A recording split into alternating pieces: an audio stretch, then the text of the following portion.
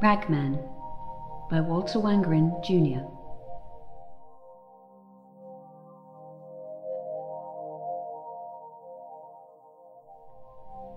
I saw a strange sight. I stumbled upon a story most strange, like nothing my life, my street sense, my sly tongue had ever prepared me for. Hush, child, hush now, and I will tell it to you. Even before the dawn one Friday morning, I noticed a young man, handsome and strong, walking the alleys of our city. He was pulling an old cart filled with clothes both bright and new, and he was calling in a clear tenor voice, "Rags!" Oh, the air was foul, and the first filthy light to be crossed by such sweet music. "Rags! New rags for old! I take your tired rags! Rags!" Now this is a wonder, I thought to myself, for the man stood 6'4", and his arms were like tree limbs, hard and muscular, and his eyes flashed intelligence. Could he find no better job than this, to be a ragman in the inner city? I followed him. My curiosity drove me, and I wasn't disappointed. Soon the ragman saw a woman sitting on her back porch. She was sobbing into a handkerchief, sighing and shedding 1,000 tears. Her knees and elbows made a sad X. Her shoulders shook. Her heart was breaking. The ragman stopped his cart, and quietly he walked to the woman, stepping round tin cans and dead toys and pampers. "Give me a rag," he said so gently, "and I'll give you another."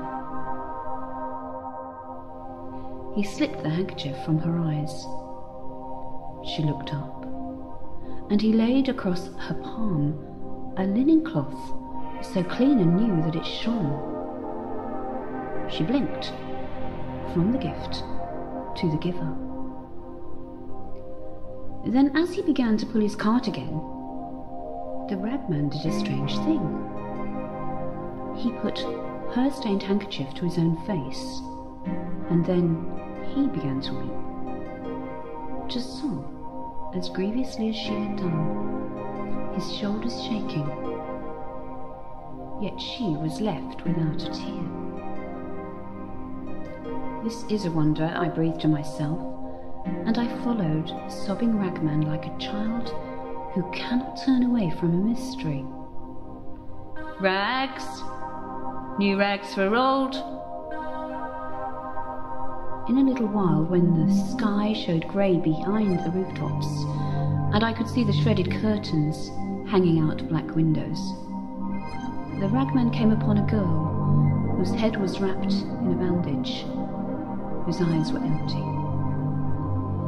Blood soaked her bandage, and a single line of blood ran down her cheek.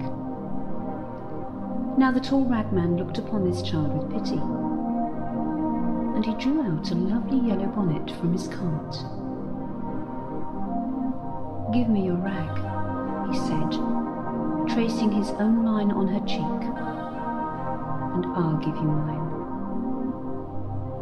The child could only gaze at him while he loosened the bandage, removed it, and tied it to his own head. The bonnet he set on hers, and I gasped at what I saw, for with the bandage went the wound. Against his brow it ran a darker, more substantial blood, his own. "Rags! I take your old rags!" cried the sobbing, bleeding, strong, intelligent ragman. The sun hurt both the sky now and my eyes, and the ragman seemed more and more to hurry. "Are you going to work?" he asked a man who leaned against a telephone pole. The man shook his head. The ragman pressed him. "Do you have a job?" Are you crazy? Sneered the other. He pulled away from the pole, revealing the right sleeve of his jacket, flat, the cuff stuffed into the pocket. He had no arm. So, said the Ragman, give me your jacket, and I'll give you mine. Such quiet authority in his voice. The one-armed man took off his jacket. So did the Ragman. And I trembled at what I saw, for the Ragman's arm stayed in his sleeve, and when the other put it on, he had 2 good arms, thick as tree limbs, but the Ragman had only 1. Go to work, he said. After that, he found a drunk, lying unconscious beneath an army blanket, an old man, hunched and wizened and sick. He took that blanket and wrapped it around himself, but for the drunk, he left new clothes.